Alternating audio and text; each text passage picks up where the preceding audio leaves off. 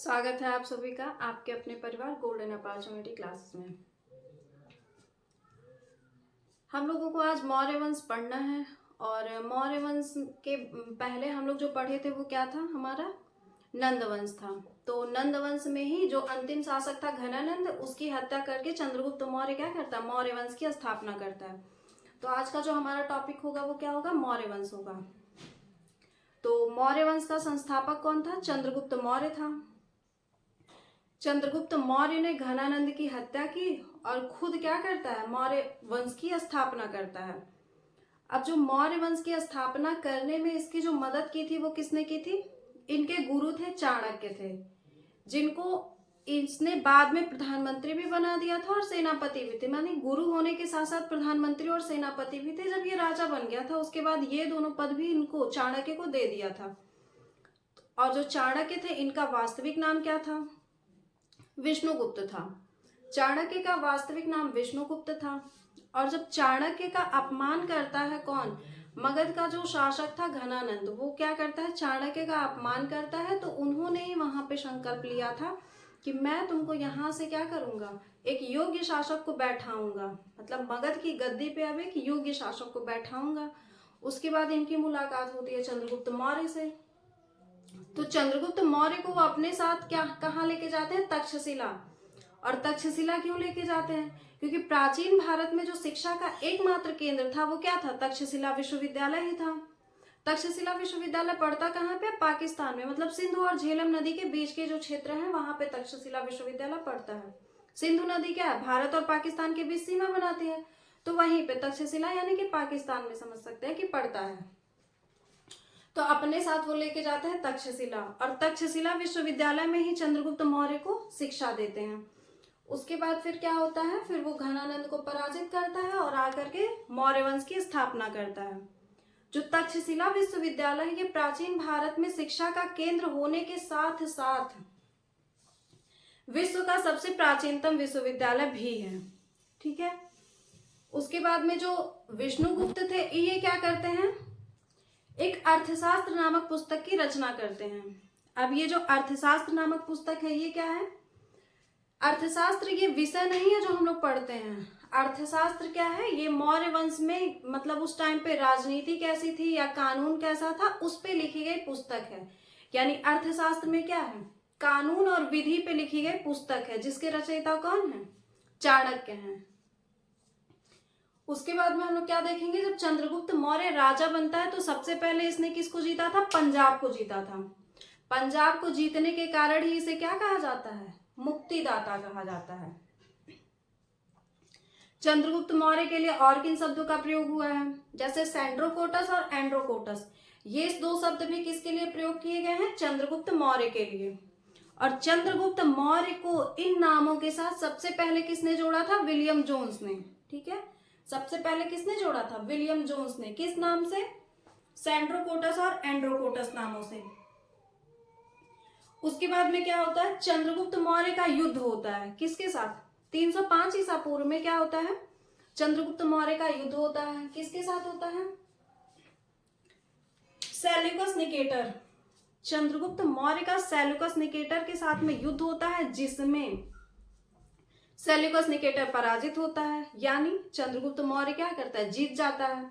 तो जब Seleucus Nicator पराजित होता है तो फिर वो चंद्रगुप्त मौर्य के साथ अपने संबंध बनाने के लिए क्या करता है, अपनी पुत्री हेलेना का विवाह करता है। किसके साथ, चंद्रगुप्त मौर्य के साथ। तो यानी कि सेल्यूकस निकेटर की पुत्री का विवाह किसके साथ होता है, चंद्रगुप्त मौर्य के साथ में होता है।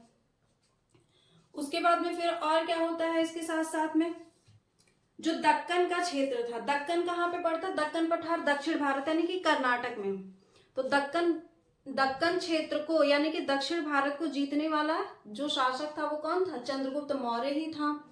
यानी कि चंद्रगुप्त मौर्य ने दक्कन को भी जीता था। सेल्यूकस निकेटर ने एक राजदूत भेजा था, सेल्यूकस निकेटर ने एक राजदूत भेजा था मेगास्थनीज नाम का। मेगास्थनीज जो कि कहाँ पे, चंद्रगुप्त मौर्य के दरबार में। तो मेगास्थनीज जो था वो किसका राजदूत था, सेल्यूकस निकेटर का था। और आया किसके समय पे था, चंद्रगुप्त मौर्य के समय में।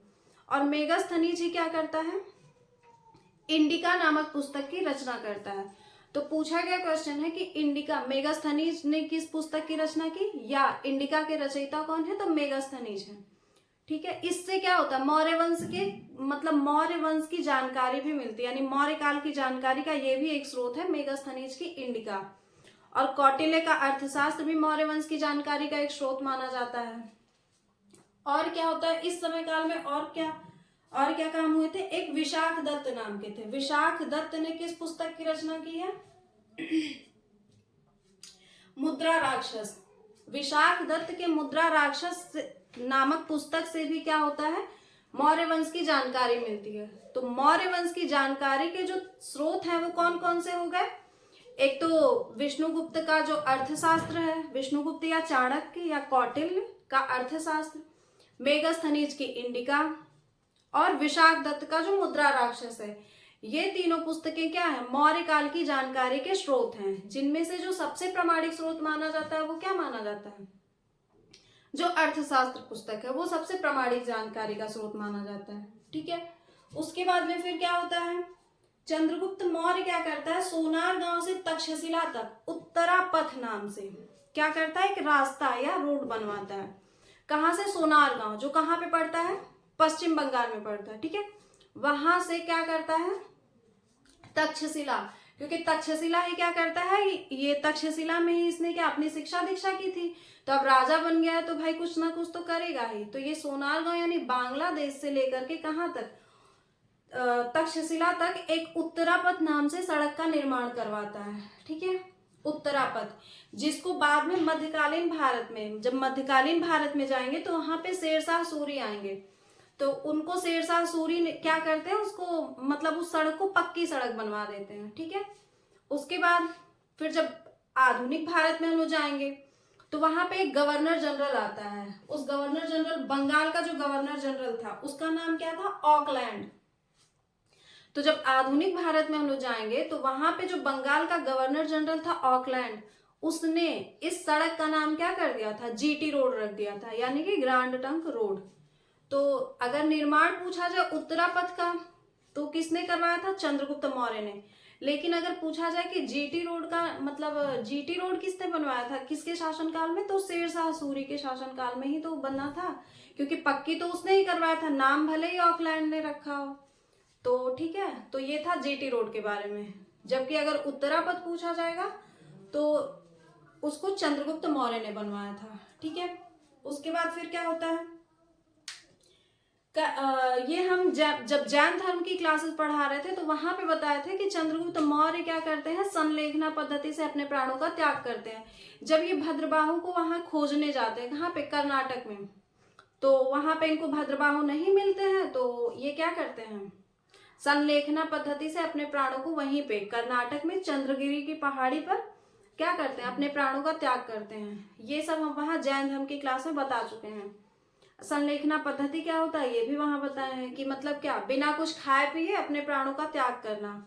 ऐसा माना जाता है कि जैन धर्म में मोक्ष की प्राप्ति, यानी कि जो संलेखना या संथरा पद्धति से अपने प्राणों का त्याग करता है उसको मोक्ष की प्राप्ति होती है। तो फिर चंद्रगुप्त मौर्य ने भी क्या किया था, जैन धर्म अपनाया था, यानी ये किस धर्म के अनुयायी थे, जैन धर्म के। तो इसीलिए ये क्या करते हैं, संथरा पद्धति से अपने प्राणों का त्याग करते हैं, और कहाँ पे, कर्नाटक की चंद्रगिरी पहाड़ी पे। तो अब जब प्राणों का त्याग कर चुके हैं तो अब इनके बारे में हम लोग क्या करते हैं, इन सब पॉइंट्स को नोट कर लेते हैं। तो हमको क्या पढ़ना है, मौर्य वंश। तो मौर्य वंश का पहले क्या देखेंगे, संस्थापक। संस्थापक,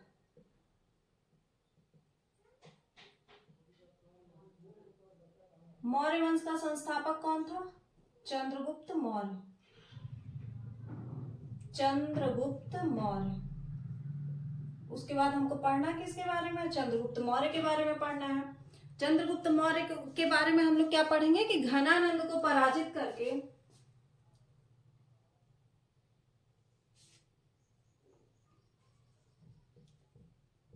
घनानंद को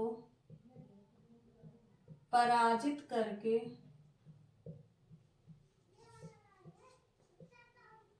मौर्य वंश की स्थापना की। मौर्य वंश की स्थापना की।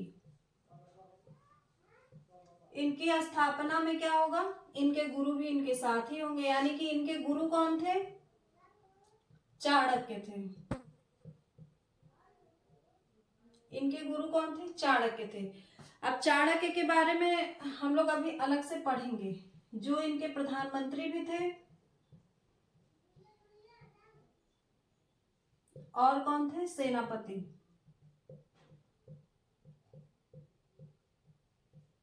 जो इनके प्रधानमंत्री और सेनापति भी थे। ये कहा, इनका वास्तविक नाम क्या था, विष्णुगुप्त था। ठीक है, तो हम यहाँ पे लिख दे रहे हैं, इनका वास्तविक नाम क्या था, विष्णुगुप्त। ये कहाँ पे ले जाके इनको शिक्षा देते हैं, तक्षशिला में। तो लिखेंगे कि इन्होंने यानी चाणक्य ने चंद्रगुप्त को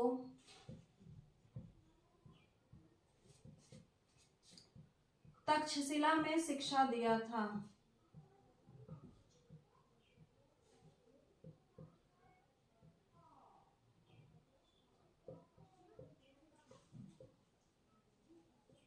शिक्षा दिया था। जो तक्षशिला क्या था, विश्वविद्यालय है, और तक्षशिला विश्वविद्यालय ही प्राचीन भारत में शिक्षा का एकमात्र केंद्र था। ठीक है,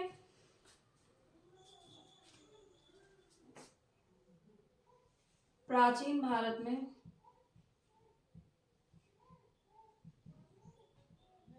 शिक्षा का प्रमुख केंद्र।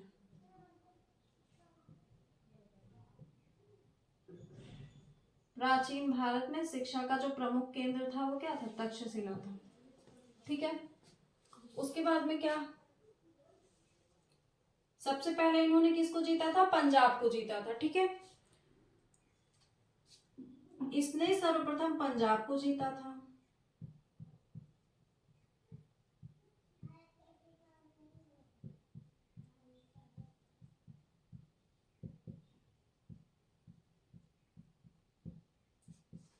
इसलिए इसे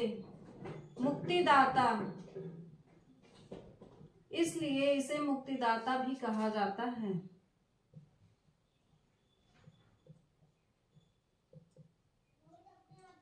यानी कि मुक्तिदाता किसे कहा जाता है, चंद्रगुप्त मौर्य को कहा जाता है। ठीक है, और चंद्रगुप्त मौर्य के बारे में क्या लिखेंगे, सेंड्रोकोटस इनको यानी कि चंद्रगुप्त मौर्य को, इनको सेंड्रोकोटस और एंड्रोकोटस नामों से भी जाना जाता है। नामों से भी जाना जाता है। ठीक है, सेंड्रोकोटस और एंड्रोकोटस नामों से भी जाना जाता है। इन नामों को सर्वप्रथम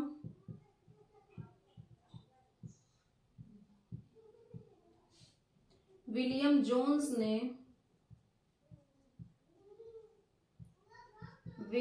जोन्स ने इनके साथ जोड़ा था।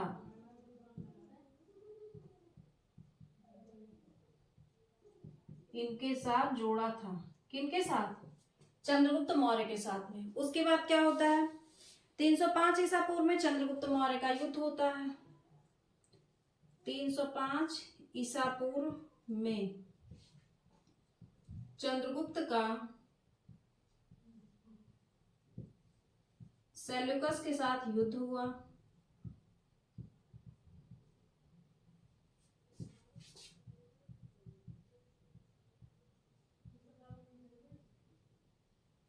जिसमें सेल्यूकस पराजित हुआ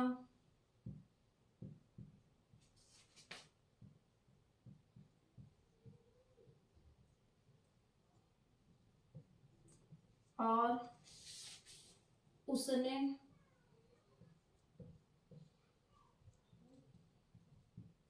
अपनी पुत्री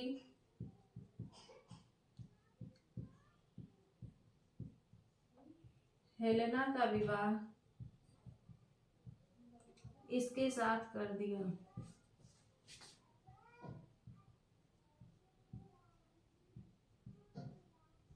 ठीक, हेलेना का विवाह किसके साथ होता है? चंद्रगुप्त मौर्य के साथ में होता है। ठीक है, उसके बाद में दक्कन को जीतने वाला जो था वो चंद्रगुप्त मौर्य ही था। दक्कन यानी कि दक्षिण भारत यानी कि कर्नाटक। तो ये पॉइंट को लिखना कोई बहुत जरूरी नहीं है, आप लोग याद रख लेंगे कि दक्कन को जीत मतलब चंद्रगुप्त मौर्य ने दक्कन यानी कि कर्नाटक या दक्षिण भारत को जीता था। ठीक है, उसके बाद फिर क्या था? सेल्यूकस निकेटर ने, अभी यही सेल्यूकस था ना, तो सेल्यूकस निकेटर ने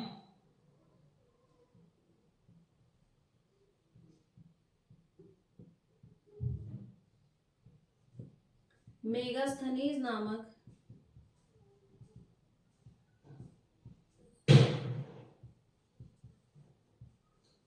राजदूत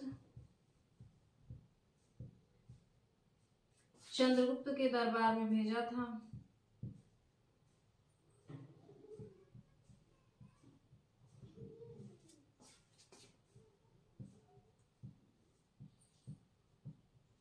जिसने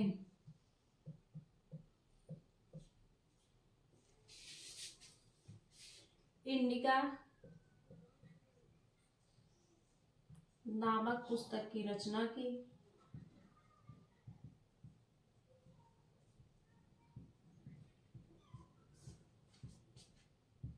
जिससे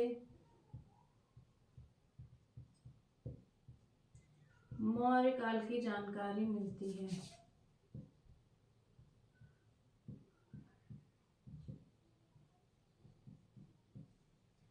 जानकारी मिलती है। ठीक है, उसके बाद फिर क्या हो गया? मौर्य काल की जानकारी का जो और भी स्रोत था वो क्या था? मौर्य काल की जानकारी के और क्या स्रोत थे? मुद्रा राक्षस,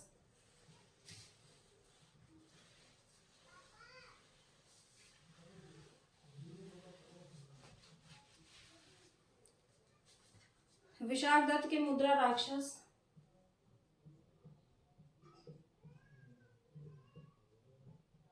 विशाखदत्त ने एक पुस्तक की रचना की थी जिसका नाम था मुद्रा राक्षस।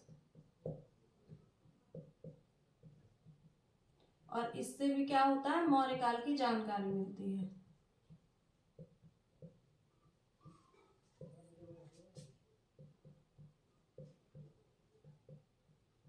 मौर्य काल की जानकारी मिलती किससे? मुद्रा राक्षस से। उसके बाद में चंद्रगुप्त मौर्य क्या करता है? सोनार गांव से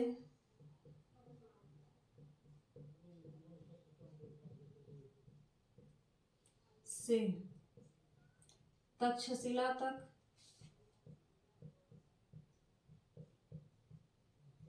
उत्तरा पथ का निर्माण करवाया।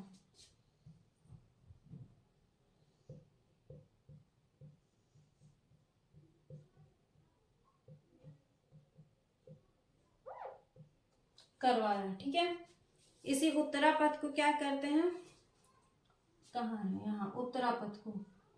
इसे शेरशाह सूरी ने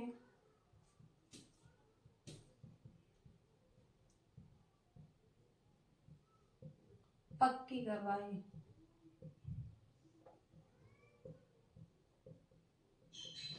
उसके बाद जब हम लोग कहाँ पे आएंगे? आधुनिक भारत पे आएंगे, तो इसी उत्तरा पथ को यानी जिसको शेरशाह सूरी ने पक्की रोड करवा दी थी उसको क्या करेंगे? बंगाल का जो गवर्नर था,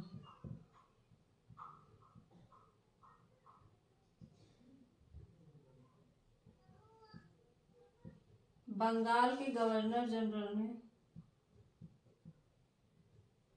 ऑकलैंड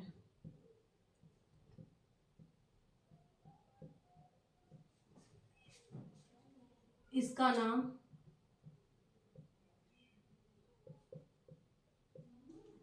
जीटी रोड रखा।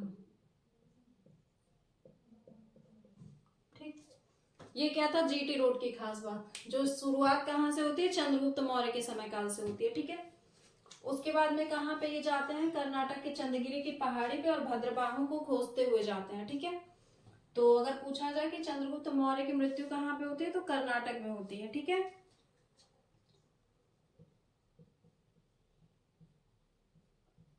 कर्नाटक के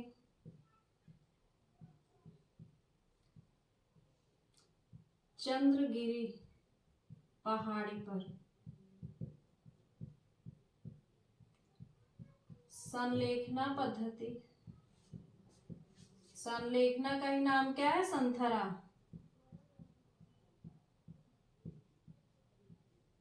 पद्धति द्वारा चंद्रगुप्त ने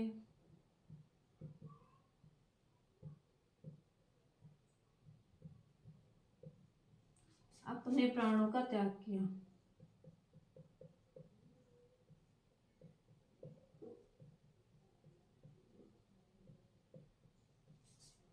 ठीक, चंद्रगुप्त मौर्य ने अपने प्राणों का त्याग किस विधि से किया था, तो संलेखना पद्धति के द्वारा किया था। उसके बाद में हम लोग चाणक्य के बारे में 2-3 पॉइंट देख लेते हैं। चाणक्य ने किस पुस्तक की रचना की थी, अर्थशास्त्र। किसको देख रहे हैं, चाणक्य, चाणक्य।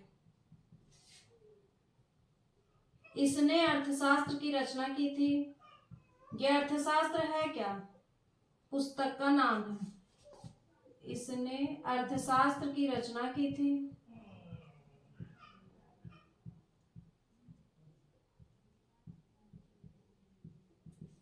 अर्थशास्त्र से क्या, मौर्य वंश की जानकारी का स्रोत ये भी है।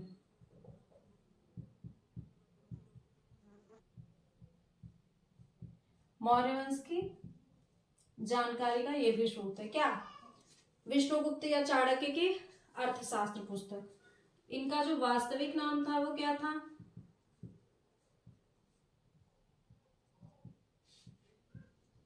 विष्णुगुप्त था।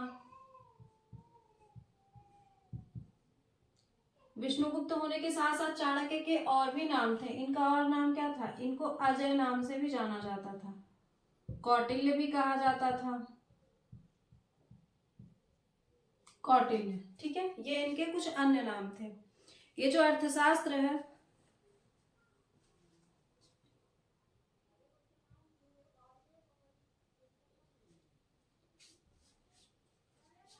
यह पुस्तक, विषय तो हमने इस पुस्तक का लिखा ही नहीं, तो यह पुस्तक भारत में लोक प्रशासन, लोक प्रशासन का मतलब क्या हो गया, राजनीति।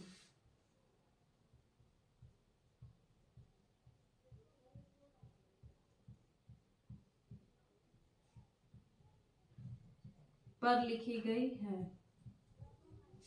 ठीक, ये तो भारत में लोक प्रशासन या राजनीति पर लिखी गई पुस्तक है ना। अगर पूछा जाए कि भारत में लोक प्रशासन या राजनीति पर जो लिखी गई सबसे पहली पुस्तक है वो कौन सी पुस्तक है, तो भारत में लोक प्रशासन और राजनीति पर लिखी गई जो पहली पुस्तक है उसका नाम क्या है, मनुस्मृति। मनुस्मृति के जो रचनाकार है वो कौन है, याज्ञवल्क्य। याज्ञवल्क्य। ठीक है, भारत में लोक प्रशासन या राजनीति पर लिखी गई जो सबसे पहले पुस्तक है वो कौन सी है, मनुस्मृति, जिसके रचनाकार कौन है, याज्ञवल्क्य है। और ये जो अर्थशास्त्र है इसका ये विषय है, लोक प्रशासन या राजनीति। इसके पहले इसकी रचना हो चुकी थी। ठीक है, उसके बाद में चाणक्य को हम लोग क्या कहते हैं, भारत का मैकियावेली भी कहते हैं। इनको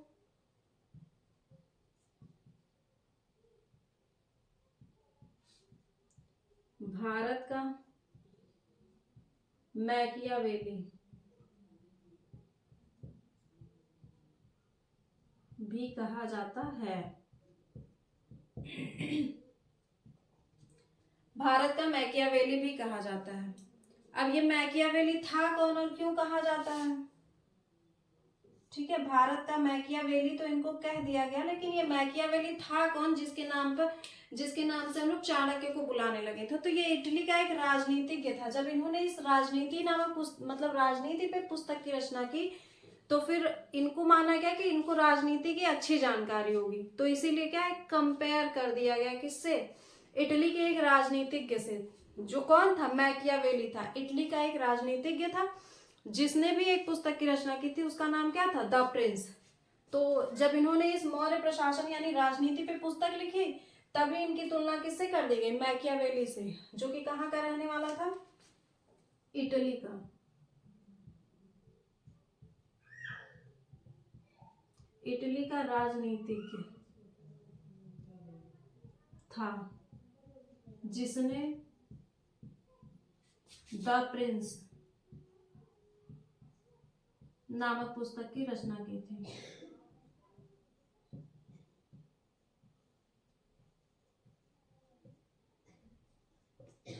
जिसने द प्रिंस नामक पुस्तक की रचना की थी। तो ये था चंद्रगुप्त मौर्य और चाणक्य के बारे में। तो बस आज की क्लास में बस इतना ही। आगे की हम लोग क्लास में क्या देखेंगे? चंद्रगुप्त मौर्य का जो पुत्र था बिंदुसार, वो गद्दी पे बैठता है, क्योंकि अब चंद्रगुप्त मौर्य की हो चुकी है मृत्यु। उन्होंने मोक्ष की प्राप्ति के लिए क्या किया? उपवास करके अपने प्राणों का त्याग कर दिया कर्नाटक में। तो अब उनका पुत्र जो होगा वो क्या बनेगा? मौर्य वंश का अगला शासक, जिसका नाम क्या था? बिंदुसार। तो आज की क्लास में बस इतना ही। बाकी की चीजें हम लोग देखेंगे अगले क्लास में। बिंदुसार को हम लोग आगे की क्लास में देखेंगे। तब तक के लिए आप लोग हंसते रहिए, मुस्कुराते रहिए और अपनी सेहत का ख्याल रखिए। Thank you.